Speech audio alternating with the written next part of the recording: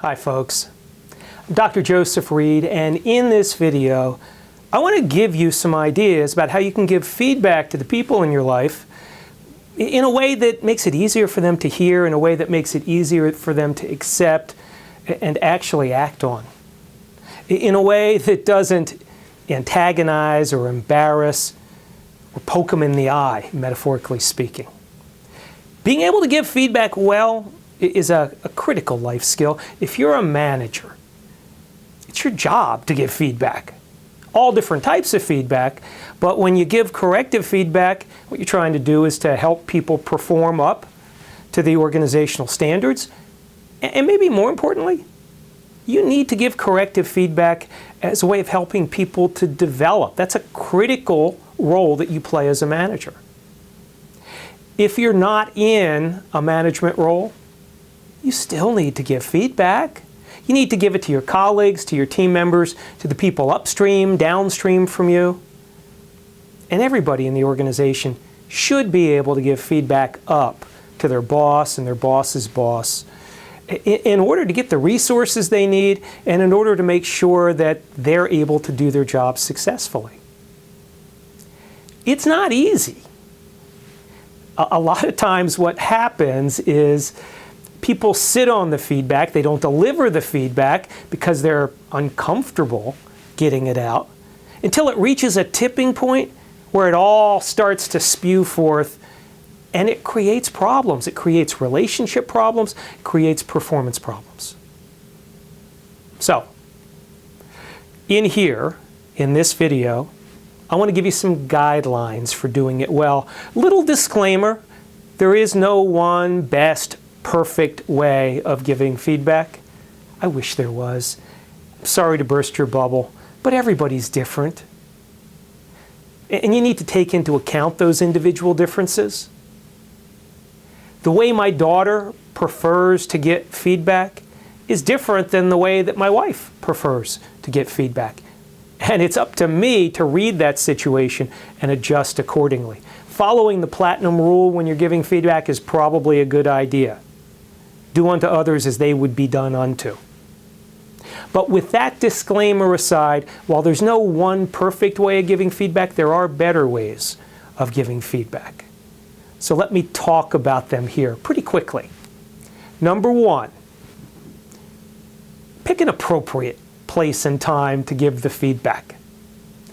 Now, I kind of feel like I'm talking down to you when I say that, but I've seen it again and again and again, people picking the absolute wrong time and place to give feedback. Pick a time when the other person's going to be able to emotionally hear it. And pick a place where the person is going to have some privacy, particularly if it's a piece of corrective feedback. Nobody wants to get feedback in front of other people that's corrective in nature. So a little common sense here. Pick an appropriate time and place. Number two, ask before you tell. Now there are a couple different dimensions to ask before you tell. Number one, we're all experiencing the world through our own set of lenses. The way that you see the situation may not be the way that I see the situation. When I go into this interaction with you, all I've got is my own experience. It's going to be much more effective if I'm able to find out how you've experienced the situation. So before I launch into any feedback, I want to ask you about it. I want to solicit some information from you about what's going on. Once I've got that information, I may decide that I don't even need to give you feedback anymore. Or I may decide that, yeah, I really do need to give you some corrective feedback. Ask before you tell. Now, part of ask before you tell is about soliciting information, but there's another second part to it. Whenever possible, ask for permission to give the feedback. Janet, would you be open to me sharing some of my observations about what's been going on with the project with you? If you ask for permission and they give you permission, now you've got somebody who's expecting feedback and who's probably going to be more receptive to it. If you're not willing to accept a no, probably best not to ask. Now, it's not a great idea. Janet, would it be okay if I share my perceptions with you? And she says no, and you say, well, look, I feel compelled to anyway. So use a little common sense there as well. Those are two prerequisites before you actually frame your feedback.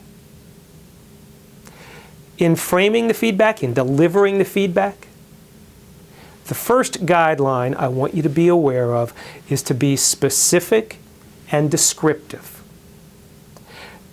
Now, when I say specific and descriptive, I'm talking about really focusing on what the person's done, their behaviors, rather than their attitude or their internal state. Let me give you an example of a piece of feedback that I think is pretty typical. Janet, you don't seem to be committed to our project team. Now, is that specific and descriptive? Does that focus on her behaviors? Absolutely not. It's focusing on her internal state. Not being committed, not caring, having a bad attitude. All of those things may be true, but people don't like to have their minds read, and it tends to create barriers. So, watch what they've done and frame your feedback according to what they've done, not your interpretation of what they've done. Guideline number 2, and it sort of piggybacks on the first one. Once you've described the behavior, provide some examples to actually serve as evidence that the individual has engaged in these behaviors. It's hard for all of us to accept corrective feedback. It can feel like an attack. And it's very natural, if we feel attacked, to want to defend ourselves. And maybe the number one defense mechanism that people employ when they're getting corrective feedback is denial. Well, that wasn't me, or that was out of the ordinary. That was an aberration. I don't normally do that. In order to avoid that, give them some evidence that points out when they do it. Janet, you came late to our project team meeting on Tuesday and Thursday. Okay, that's behavioral evidence. So guideline number 2, provide some specific examples. Guideline number 3, use I messages.